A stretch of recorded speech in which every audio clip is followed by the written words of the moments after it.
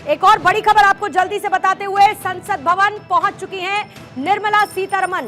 संसद में मोदी कैबिनेट की बैठक है और यहीं पर आम बजट दिया जाएगा for the approval. Cabinet meeting संसद भवन में होनी है। मोदी कैबिनेट की यह बैठक होनी है संसद भवन। फिलहाल वित्त मंत्री निर्मला सीतारमण पहुंच चुकी है और इस बैठक में बजट को मंजूरी मिलेगी। राष्ट्रपति से मुलाकात के बाद संसद भवन पहुंची है वित्त मंत्री निर्मला सीतारमण और ही संसद में कैबिनेट की बैठक होगी और वहीं पर इस बजट को मंजूरी मिलेगी।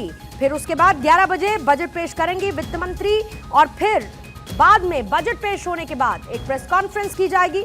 वित्त मंत्री और सचिव की तरफ से यह प्रेस कॉन्फ्रेंस रहेगी।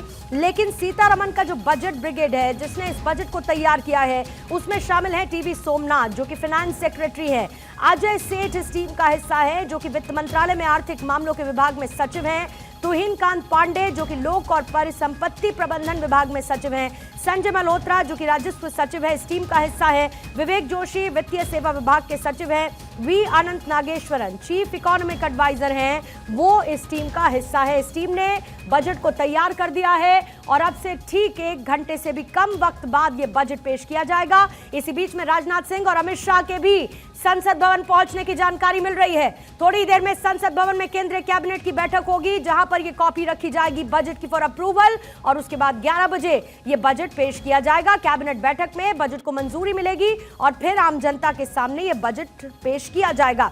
जाहिर है कि इनकम टैक्स स्लैब से लेके पेट्रोल डीजल को जीएसटी के दायरे में लाने तक, सीनियर सिटीजन्स को रेलवे टिकट पर छूट देने तक, आयुष्मान योजना में उन सीनियर सिटीजन्स को 70 साल से ऊपर के व्यक्तियों को शामिल करने की बात का जिक्र हो सकता है।